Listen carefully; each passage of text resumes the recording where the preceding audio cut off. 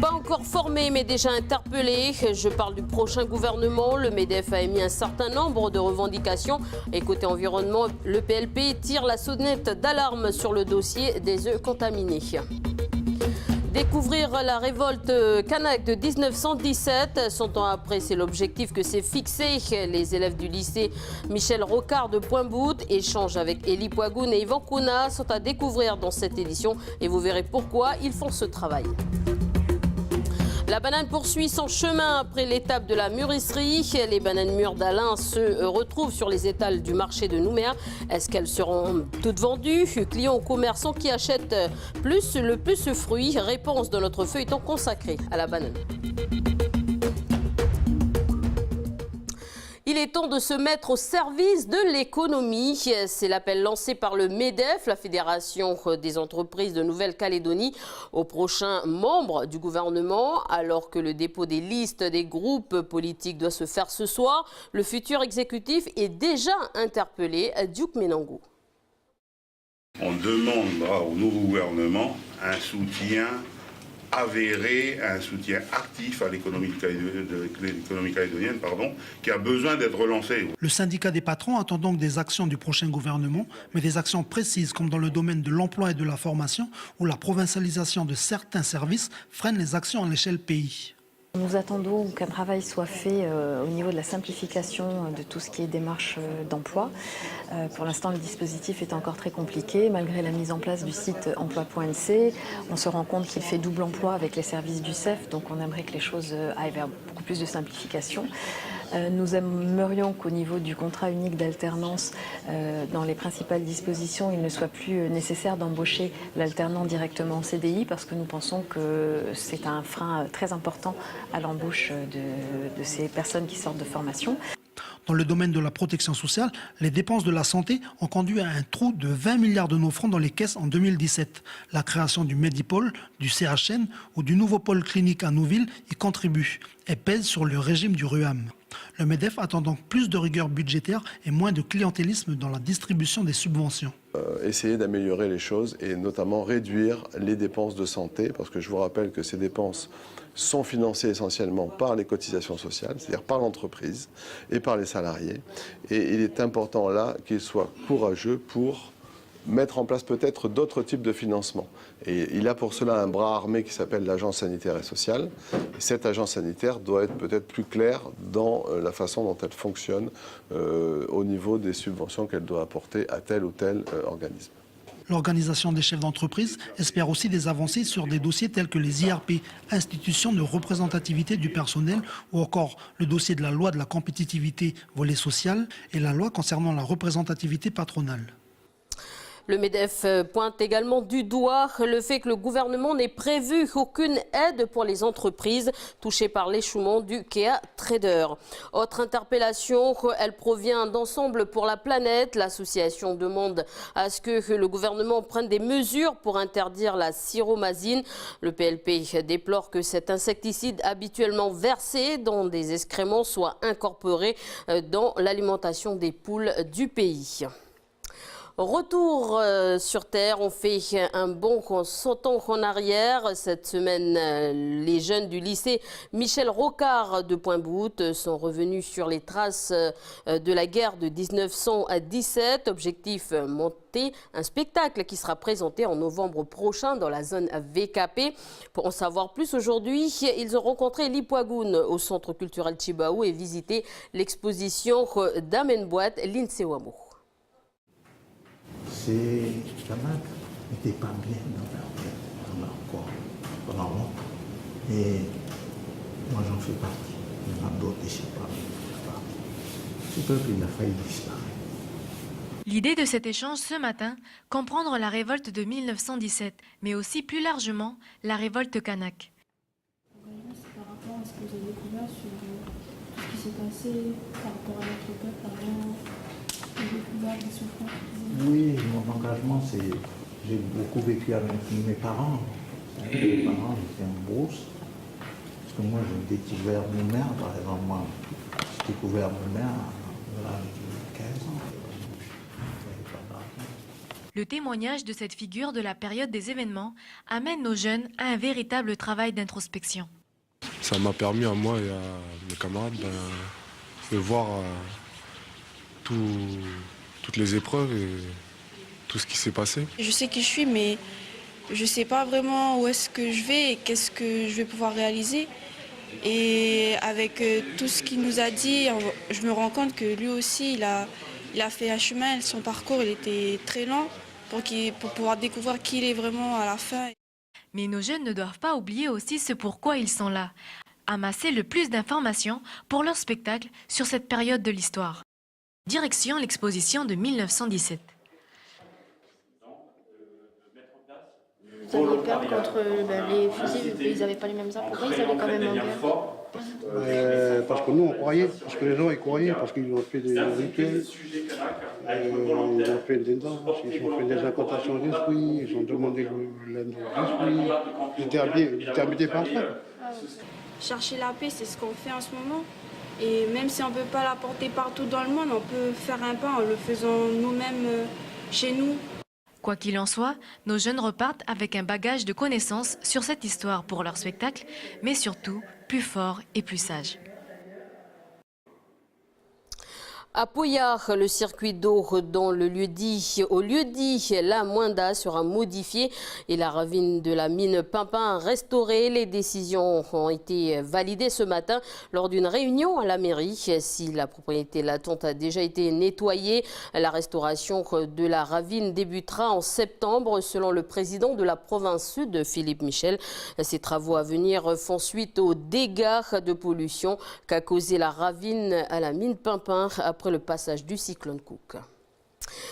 Allez, on prend de la hauteur. Ce week-end, l'aéroclub ouvre ses portes à Magenta.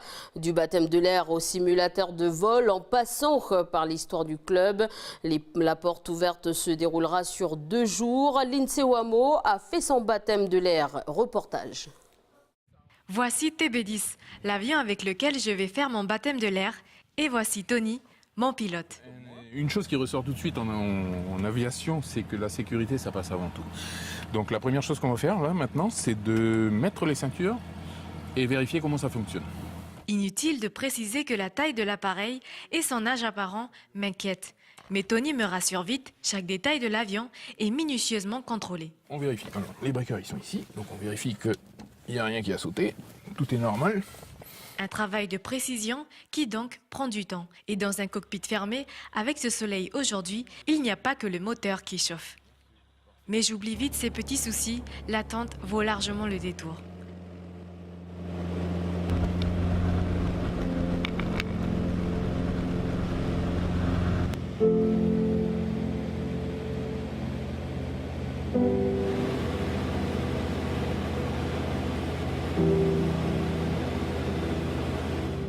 À l'origine de l'aéroclub, ce monsieur, Henri Martinet, l'un des membres fondateurs du club.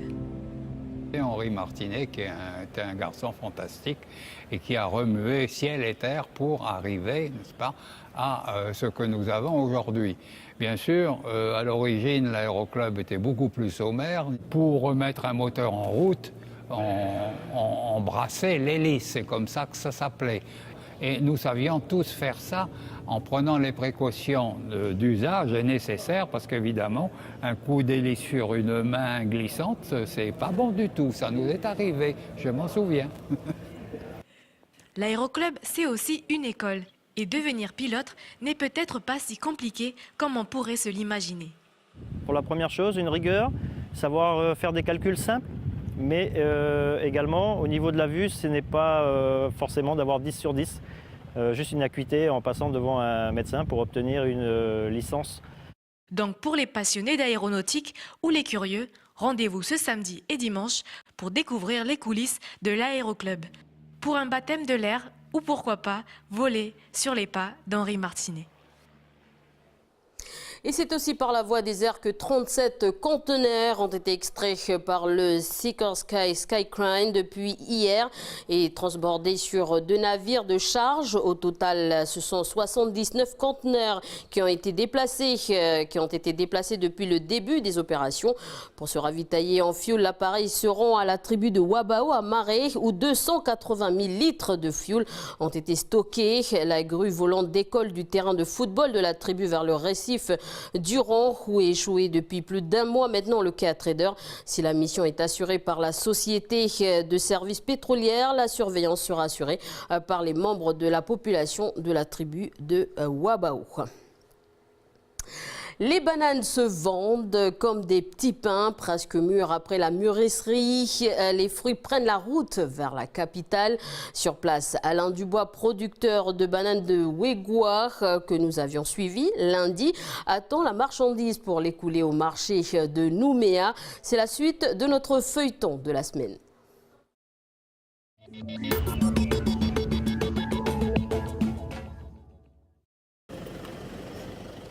Les bananes à demi-mûres sont maintenant prêtes pour partir à Nouméa. Certaines viennent de la production d'Alain Dubois, producteur et colporteur à Wegua. D'autres proviennent de quelques tribus aux alentours auxquelles il achète des bananes. Ça travaille. Un travail quotidien, on connaît ça, c'est la même rengaine tous les vendredis. Tout ce que je demande, c'est pas s'il y a des jeunes qui vont prendre la relève qu'on fait. C'est d'ailleurs à la tribu de Parawa que le colporteur doit s'arrêter avant d'entamer sa traversée de l'île. Là, j'ai donné des consignes, il n'avait pas. Bon, avant de partir, il ne faut rien oublier. Voilà. Ok. Non, mais c'est tout. Tu peux te servir, Non, mais ça me va. Ananas, tu en veux? Premier arrivé, premier servi, les bananes ne sont même pas encore sorties du camion qu'elles ont déjà la cote. Je suis arrivé ce matin à 5 h, là, hein. Et puis voilà, bon, la plupart, c'est des commerçants qui arrivent de bonne heure. Hein. On arrive à 5 h, les commerçants, ils sont là. Et puis plus tard, c'est des clients de détail qui arrivent. Hein. Plus tard, jusqu'à midi, jusqu'à la fermeture. Hein. Alain n'a pas de souci à se faire, il fera du chiffre, c'est sûr, puisque depuis plus de 40 ans, chaque jour de marché, il attire une vingtaine de clients fidèles comme Marie-Thérèse. Tous les samedis, tu es sûr de me voir. Il y en a des plus mûrs dans le... Ah non. La province Nord, oh là là, j'adore. Allez, on va. Alors je suis venu chercher des bananes parce que ici elles sont excellentes et je viens les prendre pour notre pâtisserie-boulangerie La Vieille France. Donc on vient s'approvisionner ici au marché et surtout sur ces bananes-là parce qu'elles sont vraiment très bonnes. Les nouveaux clients du marché n'hésiteront pas à s'arrêter pour déguster ces bananes qui viennent de loin et qui ont été récoltées à la sueur du front. Bon appétit! Voilà un reportage signé Océane Zobler, Natacha Ogui et Lindsay Wamo. Les thèmes autour de la banane seront encore abordés dans notre émission. Bienvenue dans la bande. Après ce journal, les produits du Nord, c'est bien de les manger, mais c'est aussi bien de les goûter sur place. L'épinard de bord de mer au coco, c'est une recette, mais c'est aussi l'une des spécialités des mamans de Pueblo. Au marché ce matin, elles ont cuisiné ce plat traditionnel pour le plaisir des papis chanceux. Natacha Ogui a eu la chance de goûter ces bons petits plats. Démonstration. C'est du miam. Voilà. Ensuite, je prends les pompiers.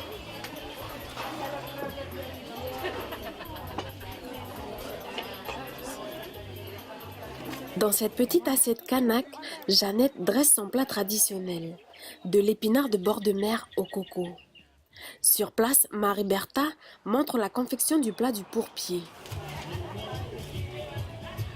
Elle prend un peu de pourpier, toujours les pourpiers trempés dans de l'eau la veille, c'est pour pouvoir dessaler.